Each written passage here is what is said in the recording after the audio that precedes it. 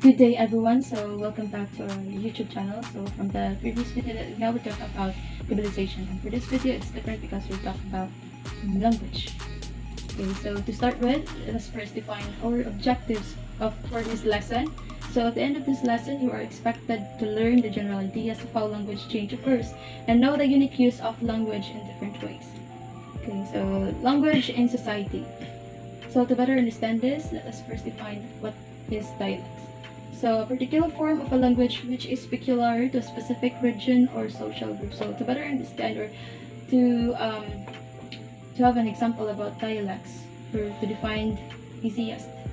So what dialect is. So example, all speakers of English can talk or understand to each other because definitely they have the same language they use, but none of them speak exactly alike or the same. So however, dialect is occur because of the word choices and also the pronunciation of words and how people use their grammatical rules. In addition, the reason why you have different dialects that because of the result of having a different age, sex, social situation, or social status. So that's how these components affects of having a different dialect. So next one, let us define what is genderlect. So genderlect is a term that was created to describe the differences in the ways that males and females communicate. Genderlect is studied by psychologists who look at the psychological aspects of language used in theory. So according to Tannis theory, based on my research, is the one who compares the different communication skills between men and women. However, he described that women considered as a proper and men is a report. Why does? Because women is more typical when it comes of conversational style, which seeks to establish connections with the others. And men is a report because it's typically a monologue style, which seeks to communicate attention or convey information and arguments. So actually when it comes of communication, we know that women are more sensitive when it comes they are sensitive of dealing their interactions towards that person or towards each other because they are more afraid, most of the women talaga, they are more afraid to have a conflict with that person. So unlike men, they consider that conflict is like competition to them because according to the scientific study of a human behavior, men is more directed than women because there are saying now they say what they feel. So even it makes you offend, that words will make you offend. So if they feel it to say it to you, then they will say it. So next one is that lingua franca.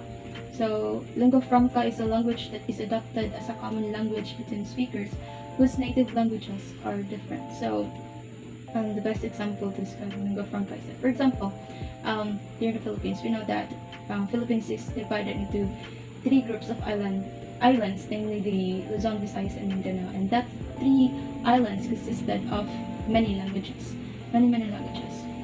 But for example, the languages, there are Bicolano, Ilonggo, Ilocano, Cebuano, Hiligaynon, or Pampangueño, and many others.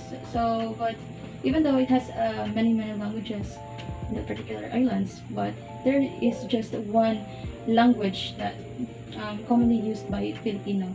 This language is Tagalog language, which considered our lingua franca. So the importance of lingua franca is, for example, you are a Bicolano, then you met a friend or a person who speak Cebuano. So the both of you don't understand each other for your language. So the best thing you must do is you must use our lingua franca. So in order to communicate it easily. And in addition, it comes of international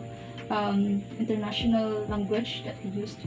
We know that English language is the standard language, which is considered as a lingua franca in all over the world, actually, because we know that English is a standard, so it means it's used by many countries. It's used by many people in the different countries too. So that's how lingua franca is. We know that English is very known for business, like trading system, so it is very useful. So that's what lingua franca is. So next one is Pidgin. So Pidgin is grammatically simplified means of communication that develops between two or more groups that do not have a language in common. Typically, its vocabulary and grammar are limited and often drawn from several languages. Okay, so when you say Pidgin, it is the contact language, considered as a contact language, which is used to communicate for understanding between the two groups of people who do not speak the same language. Actually, Pidgin, based on my prof, Pidgin was started when conquest began, or Pidgin was created when conquest began.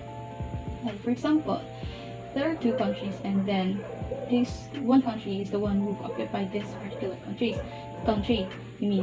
So this one is the one who decided that they must create Pidgin in order for them to communicate with this particular country. So it means that Pidgin has been used for a specific purpose only. Like, try to remember that Pidgin, or the people who use Pidgin, is that they used it for a specific purpose only, but they still retains their native language. So that's how Pidgin is. Next one is Creole.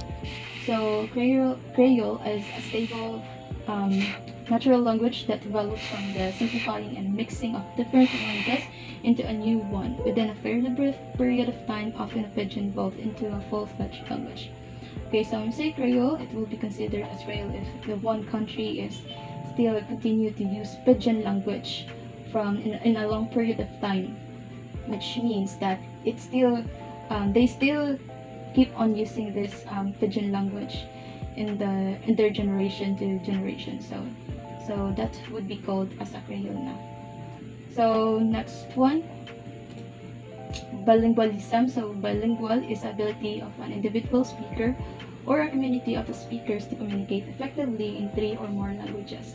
So it's very understandable because when you say bilingualism, you are able to speak 2 languages. But just try to remember that if you speak this 2 languages, you are fluent with this. So bilingualism is a 2 language that you speak fluently. So next one is the multilingualism. Multilingualism is someone who speaks 2 languages. So understandable too. When you say multilingualism, it's more than 2 languages you're using. So next one is the code switching. So when you say code switching, so we know that code switching has been used now for a long period of time. Even now, we still use code switching. Like, code switching is very important, especially even teacher used it. Especially, for example, an English teacher would teach her students. So then, in order for her to make the students understand easily the lesson, so sometimes that teacher used code switching, like using Tagalog language or Bisaya language, in order for the students to understand the lesson easily. So, however, students is also using code switching.